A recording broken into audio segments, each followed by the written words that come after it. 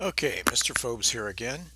This mini lesson will be on the elements of two-dimensional design and the organizational principles of two-dimensional design. The elements that we're going to be working with are line, shape, value, texture, and color. And the organizational principles of two-dimensional design will be harmony, variety, size or scale and proportion, emphasis, which is the center of interest or importance, which also has to do with visual hierarchy, balance, symmetrical and asymmetrical balance, economy, doing the most with the less, and then movement, rhythm and implied movement. So I think it's good to think about the elements of two-dimensional design like this. Think of the elements of design as the building blocks of a composition or design. If one just piles them all together carelessly, there's no apparent intention or order or what is called unity of the composition. Now, it looks like the bricks have been intentionally stacked to create a serpentine line. There appears to be design intentionality through organization principles. What organizational principles are at work here? So I think this is a great moment to talk about intentionality. And this is something that we will come across again and again. Sometimes you'll look at work and you'll go, I don't see the intentionality in that. And there are artists who, depending on what they're trying to communicate, abandon intentionality altogether. But I think before you can abandon the rules, you have to know the rules. So in this class, we're going to learn the rules. And then hopefully, as you move forward in your education, you'll understand what the rules are and how you can push back against them. Let's look at a painting by Larry Poons from 1964 called Little Sangre de Cristo. If you look at it, you can see it's a highly organized composition. He uses the elements pretty much of just color and shape. Um, he has created a very unified composition through repetition, implied movement, and implied line through the use of a grid or series of rectangles. And I've just kind of placed some dotted uh, grids over here, and you can kind of see maybe what he was thinking about. So it's a very highly organized um, structure. Now, here's Larry Poons more than 50 years later, 2015. This is called Aranuo, and it's acrylic on canvas. This is quite large. It's about 10 feet by 10 feet. Has he abandoned the principles of organization after 50 years? I think if you start looking at it for a beginner, you might just say, well, I don't I don't get it. What's the organization? Just put this under your cap to think about, and we'll come back to it at some point later, and we'll talk about the intentionality of design in this painting. Very different than what he was doing 50 years ago. Okay, the elements of two-dimensional design. So we'll start with line. A line is probably the simplest element to talk about.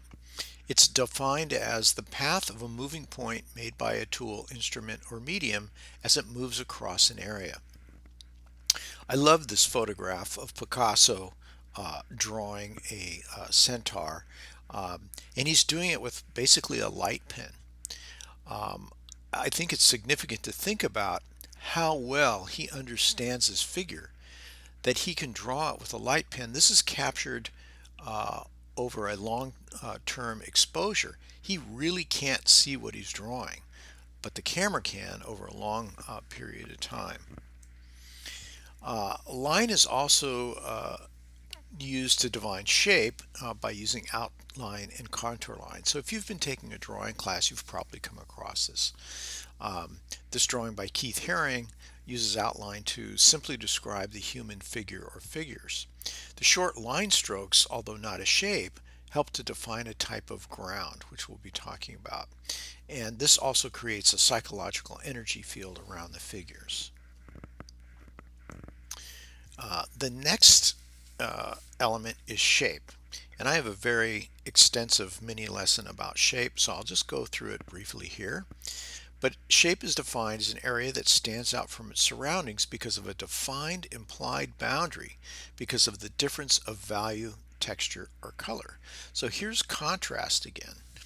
And you've probably seen this image before, and this is a really good one to talk about in terms of uh, visual hierarchy.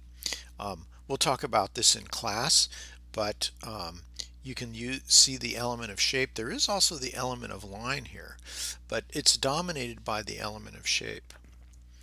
Um, when we talk about shape and composition, we have to talk about something called figure in ground, um, sometimes called positive shape and negative shape. Um, a very important concept here, and it's easily illustrated with shape. A figure is generally a closed shape that is surrounded by negative space or ground, also referred to sometimes as negative shape. In abstraction, the figure is sometimes called the field. So there's the figure, and there's the ground. A good composition, the ground or negative space, will be as important as the positive figure. That there'll be a good balance between figure and ground, and we're actually going to explore that on our first project. Positive and negative. Um, Figure ground shift is something known as equivocal space. I'm sure you've seen this illusion before. Um, our perception will flip-flop back and forth between figure and ground when generally there are an equal balance or an equal importance of one shape over the other. So if you focus on the black shape, you see sort of a vase figure. And then if you change your focus to the white negative space, you see two faces looking at each other. There are two basic types of shape. There are curvilinear and biomorphic, and there are rectilinear. Now, there could be combinations of those kinds of shapes, but these are the very basic two types of shapes, and we'll be exploring those in our first project. If you don't know Alexander Girard and you're a graphic designer, you should definitely look him up. This is a really good example of the integration of positive and negative shape, curvilinear, and rectilinear. This is also a good example of a balance of two principles of organization, harmony and variety. Harmony is created through repetition, and variety is created through difference and contrast. Where is the focal point in here, or where is the visual hierarchy? If you look carefully, again, visual hierarchy is defined by contrast and difference. So if you're looking at these shapes, which are the ones that seem to be the most different? So where would your eye go first? Where's your visual hierarchy in this?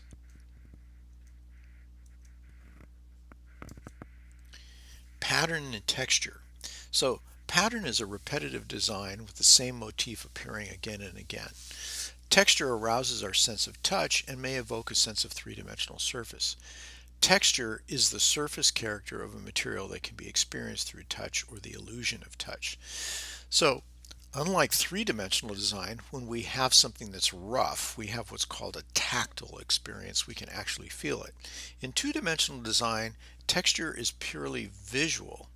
So if you look at this, we can see that there's all kinds of lovely variations of just black and white that give what's called a visual texture. It also begins to set up a pattern. Pattern and texture. So pattern is a repetitive design with the same motif appearing again and again.